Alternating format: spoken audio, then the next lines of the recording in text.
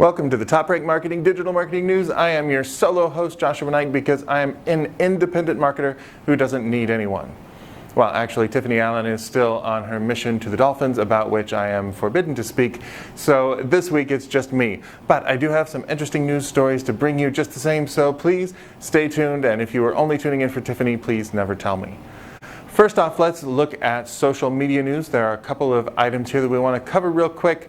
First, Facebook is expanding their ads in search offering. So I guess the first news item here is that people search on Facebook. Apparently they do, enough so that it makes sense to place some ads in there. This is an offering that was being tested with a small group of people, but now Facebook is rolling it out to the larger marketing public. So these posts that will show up in search results can either be static images or you can use their carousel format. They will be, of course, clearly labeled as sponsored results, and then you will show up in people's search results and they can click through. So if your audience is on Facebook and you've been seeing some success there, this may be another opportunity for you to get a couple more views on your content. Second up, LinkedIn has rolled out a new offering that should be of interest to small and medium-sized businesses and the agencies who represent them.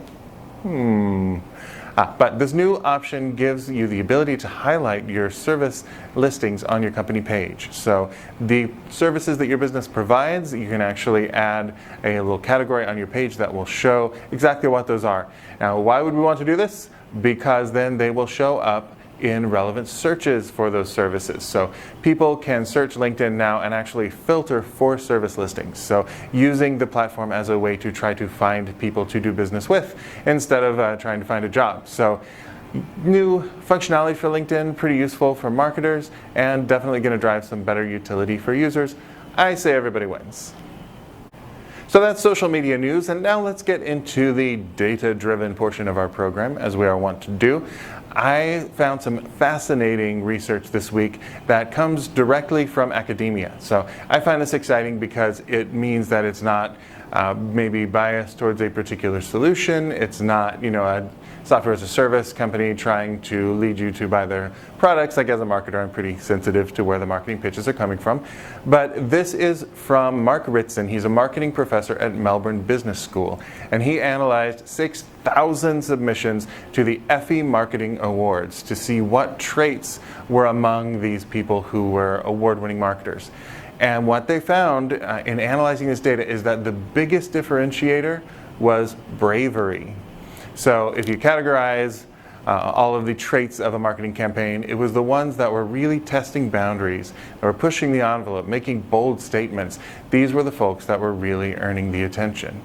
So of course there are a number of factors that can go into the success of a marketing campaign, and of course there are limits to how far you want to push your brand. You obviously want to still maintain audience trust and consistency in your brand, but within those restraints, I think it's important to be looking at pushing those boundaries, and now we have a little bit of data to back that up. Brave campaigns tend to sell better.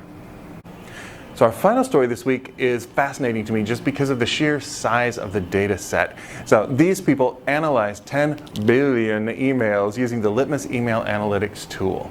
And they found some interesting facts about when people are opening emails based on what platform they're opening them on. So turns out mobile opens start at around 7 in the morning. Makes sense. First thing I do when I wake up is I look at my screen, I check my email. So people starts around 7, but then it continues pretty steadily throughout the day. So there's a minor dip in the middle of the day around about the 1 to 3 zone, but really small compared to the overall arc of the day. So outside of business hours, inside of business hours, pretty much 7 a.m. to 10 p.m. is pretty consistent for mobile. So if you're looking to target people largely on mobile, if you have a mobile specific offer and landing page, just don't send it before 7, you'll do fine. What I found interesting, though, is desktop seems to be more of a work-centric thing. So outside of business hours, the opening rate for desktop drops dramatically. We have a peak from about 9 to noon, and then after noon we see a steady decline, and then at 5 p.m. just a cliff. So hardly anybody's checking their email at home. On the desktop, if you're sending B2B messages, though, it makes sense that you might want to be optimizing them for desktop and sending them at a time that would be opened on desktop. So Takeaway, of course, if you're targeting business email, it makes sense to do it during business hours. If you are looking for more of a mobile-specific campaign, then you have a broader palette to work with, but it still makes sense to stay in that like 7 a.m. to 5 p.m. range. Well, that's the digital marketing news for the week. Thank you very much for joining me. As always, you can subscribe to the TopRank Marketing blog. You can subscribe to this here YouTube channel, and you can follow us on Twitter at TopRank, and me specifically on Twitter at NiteWrites. That's NITEWRITES. Thank you for joining me, and we'll see you next time.